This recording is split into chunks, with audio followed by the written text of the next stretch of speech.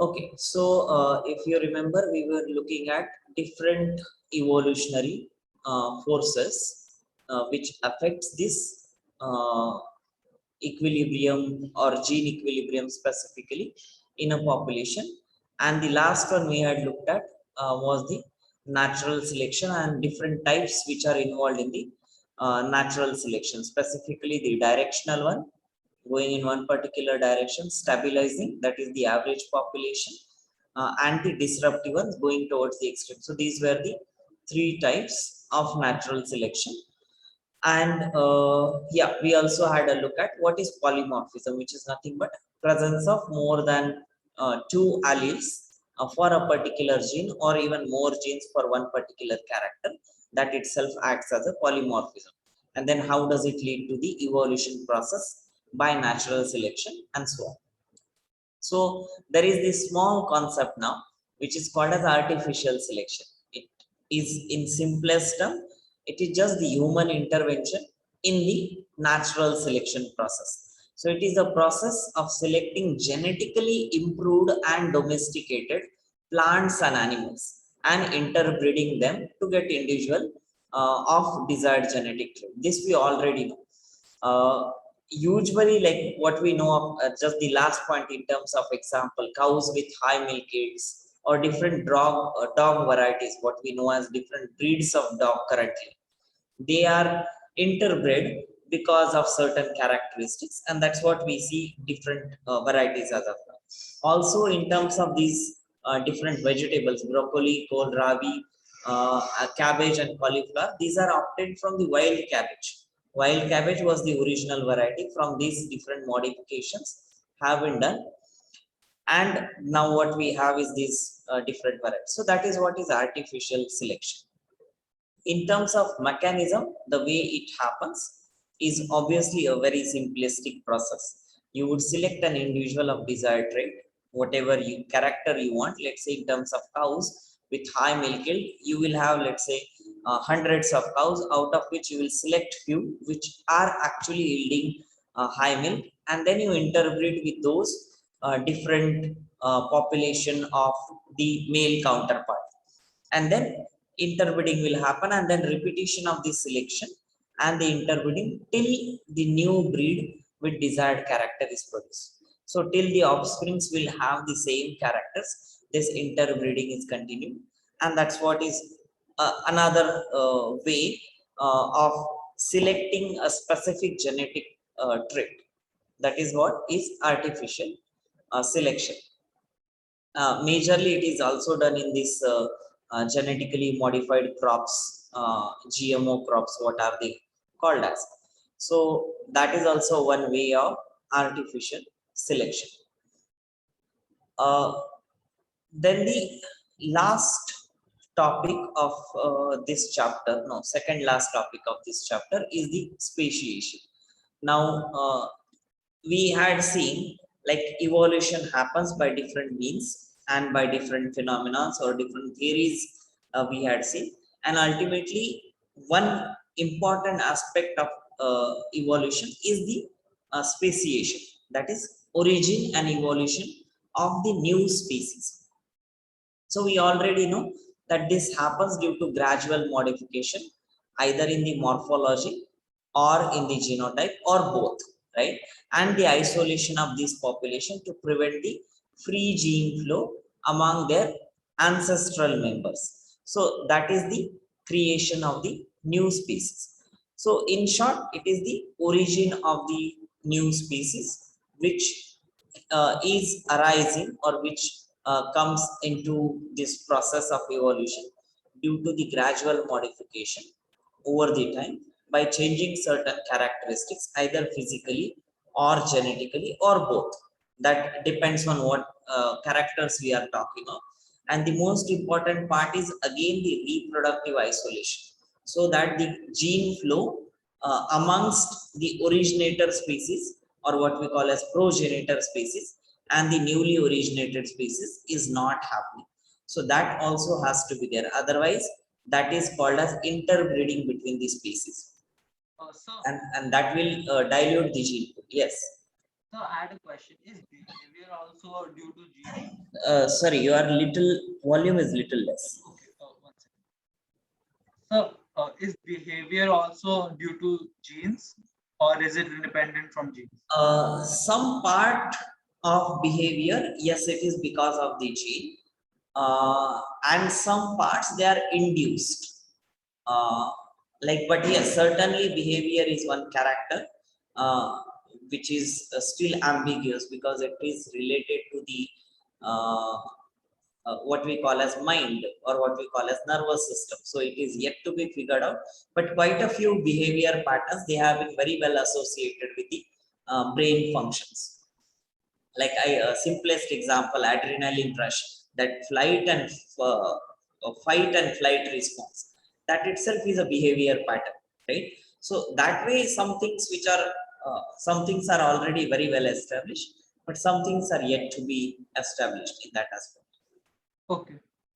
And of course this is very much dependent on the genetic characteristics of particular species. And also if you know, different species will respond to different situations. Of course the individuals within the species, they respond to these situations differently, because let's simple, you see a snake and I see a snake, both of us may not respond similarly. That might be related to the amount of adrenaline, which is ultimately related to the genetic makeup of we two individuals. At the same time, if we look at across different species, some species will always have a fight response. Like for example, that mongoose and snake fight. That's like obvious, and that has something to do with the genetic makeup as well. So depends, but yes, it is very much related to the genetic makeup of an individual.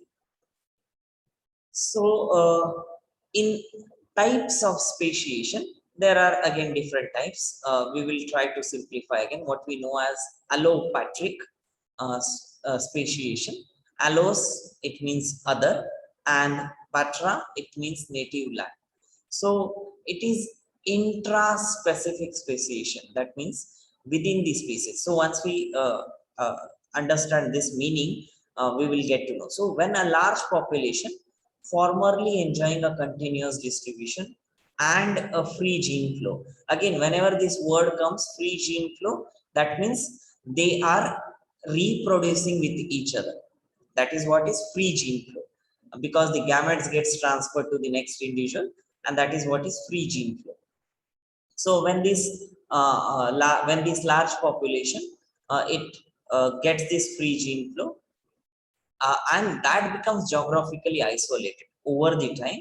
They become geographically isolated in the sense, let's say, due to again various reasons, either like islands being created, or the mountains being created, or the type of land being completely changed due to certain environmental factors. So that is what will lead to the geographical isolation of these species, and certain population from the original population will be isolated. And it can happen either at two places or two or more different places. That's how it will create one more population, and separated by the geographical barrier, like I said, mountains or rivers or whatsoever, any of those geographically isolated areas, that will lead to this intra-specific. So the reason why it is said intra is because it is within the same species, so intra-specific. But from that species, certain population is getting geographically isolated, and this splitting of the species into two or more geographically separated species, that is what is called as allopatric speciation, and the species is called as allopatric species. For example, Darwin's finches. So whatever Darwin observed in terms of the finches, there were, I guess, 13 or so, or I don't know, some number of species. And that was specifically because this Galapagos Island, it had different islands. So Galapagos Island is the collective name of those all the islands next to Ecuador, and I guess there are 13 or so different small islands within Galapagos Island, and that's where these finches they would have developed separately because of the geographical separation. And that is an example of this allopatric speciation. Just one thing that you need to remember here is, due to the geographical barriers, the whatever new species are getting created, obviously when they geographically isolate, they adapt to respective situation, and then they will develop simultaneously into different species again over the million years and so on.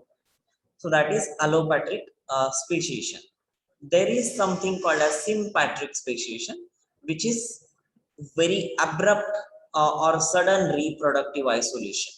Now, when few individuals of a species within some geographic area suddenly become reproductively isolated from the main population and they form a new species, right?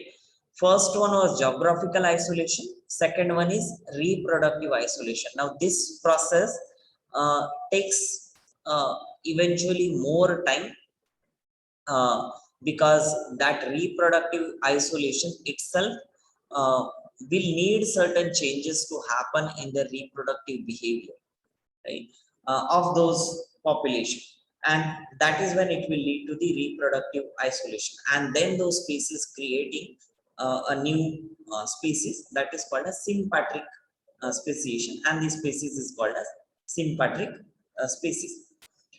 The most common methods of introducing the sudden reproductive isolation is polyploidy, change in the number of chromosomes.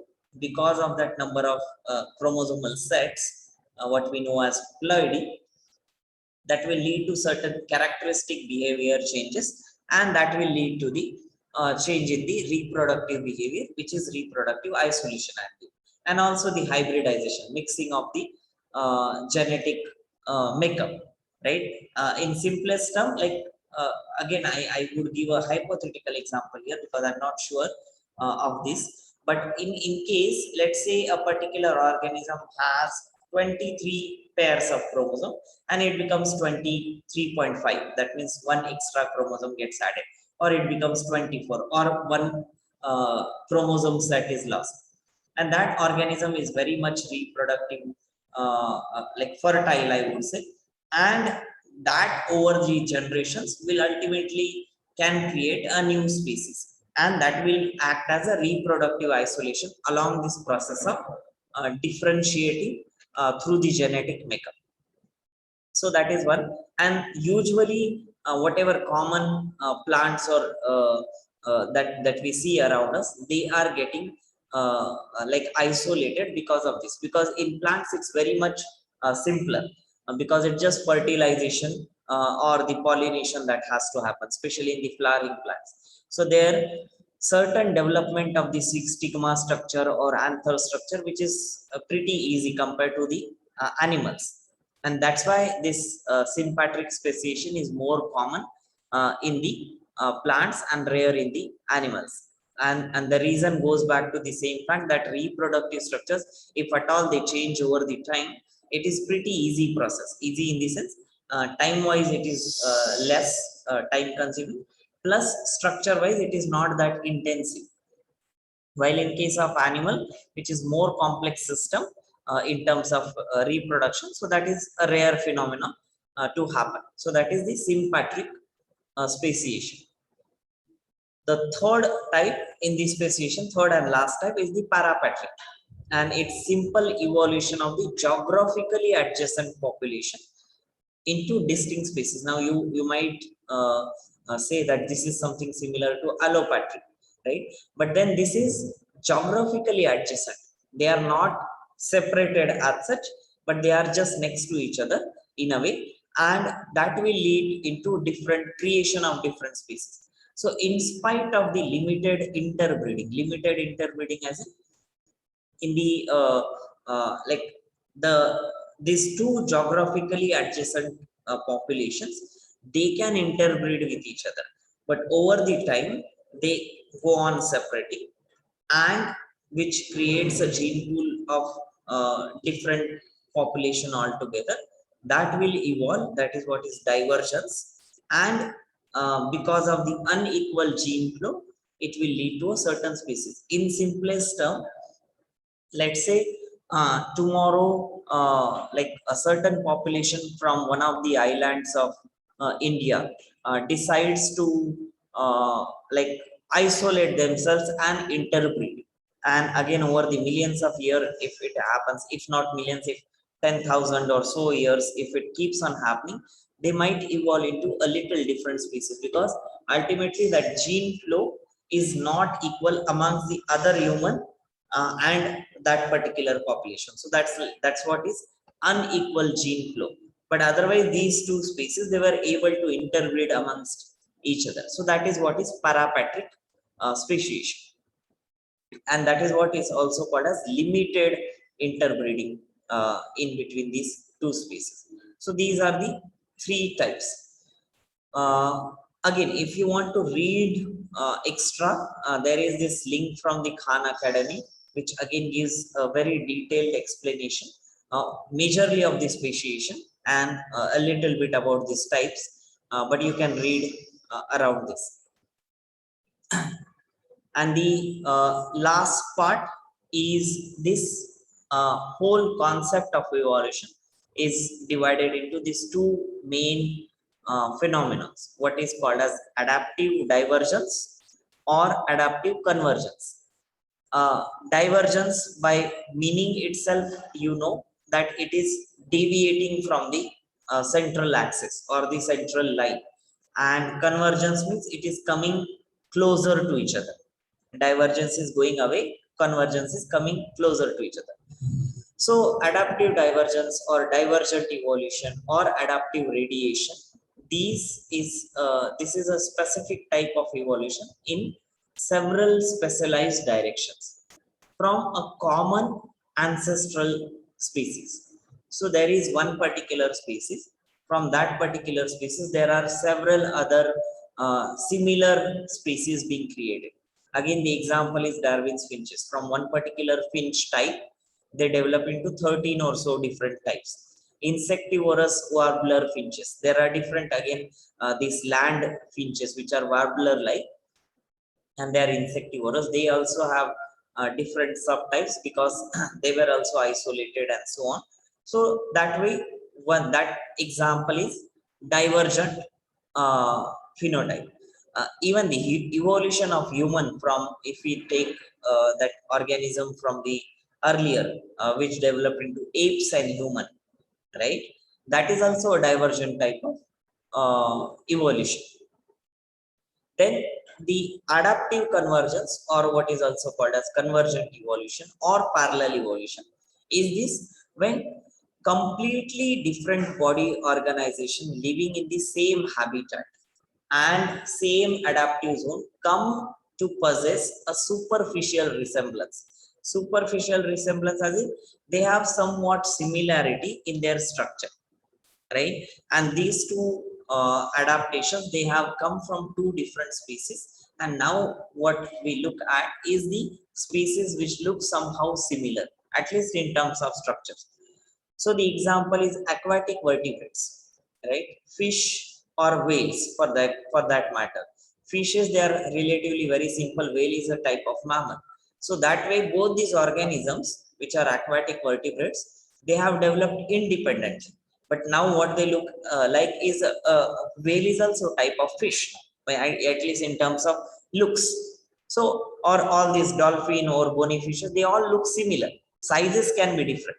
That is a different perspective. But then overall structure of the body is kind of developing to respond to the aquatic habitat. So that is what is adaptive convergence. Also, the example that we had seen earlier in terms of development of wings in insect, or even the flying reptiles or the birds or flying mammals like bat. So all these specific types, they have evolved over the time. Now they all have wing like structure, right? And that is what is a type of convergent evolution. So these are the two types of evolution: divergent as well as the convergent.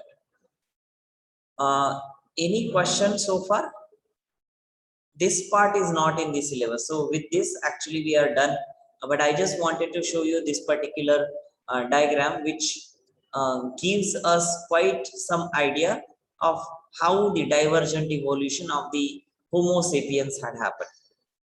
And again, you might have heard quite a few names from this. So from this Australopithecus, which is one of the earliest species, which is considered common to this ape category and also the human category. And then they developed into different species, like you can see Homo ergaster, Homo erectus.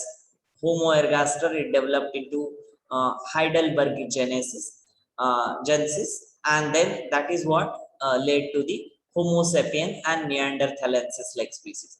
And that's when we say these two species, Homo sapien as well as Homo neanderthalensis, they are very closely related species compared to all the other species.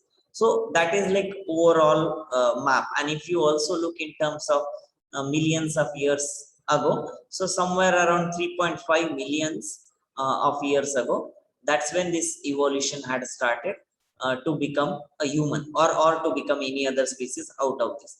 So that's where the origin lies of this particular species. Again, if you look at different charts or different textbooks, you will find different diagrams or different flow chart. They might have mentioned certain other species, or they might have removed certain other species. But overall, I found that this was the simplest and easier path to show the Homo sapien development. Yeah, so that's it from my side for this chapter. If you have any specific questions, I can take it. Otherwise, we will stop for now.